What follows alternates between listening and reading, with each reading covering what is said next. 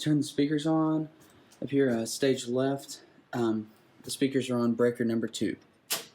And that'll turn on all the speakers in the line array.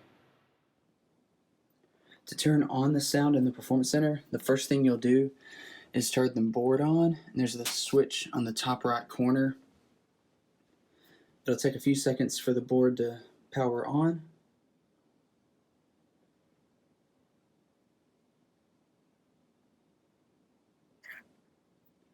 Okay, and then you're going to want the master fader here on the far right up to 0.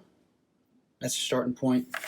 Then you can get a microphone, usually keep them back here. Go with this one.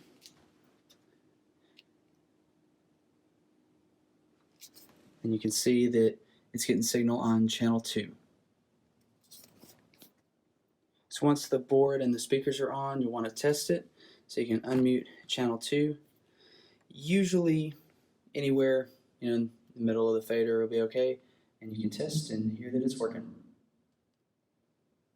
If it's not working for some reason, you can troubleshoot by first checking that everything's on, that the speakers are on, but then on the back of the board, you can see the inputs here.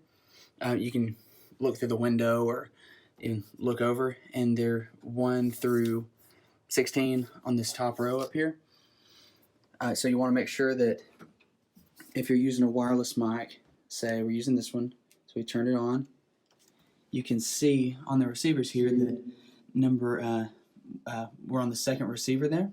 So you would want to follow the XLR out of the back of that receiver and make sure that it's plugged in to the correct input on channel 2. That goes for anything that you're plugging into the board, as long as you stay in the right channel layer. So right now you're seeing channels 1 through 16 on the top. And past that, you'll want to make sure that the channel strip itself is set up correctly.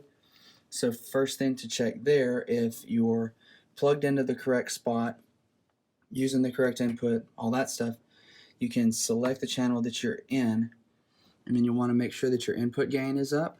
Usually for microphones, 12 o'clock, 11 o'clock is safe.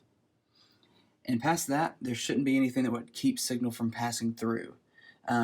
You can turn off the equalizer, you can turn off the compressor just to be safe, but for the most part, those are the issues you'll encounter in this setup. To turn off the system, the first thing you'll do is turn the speakers off. To turn off the board, you'll want to have the speakers off first, but then to turn it off, you'll go to Setup here. Make sure that you're on the global tab. If it's not, you can use this arrow to move around. You want to be on the global, and then this encoder here you'll press, and then you'll turn the switch off on the back.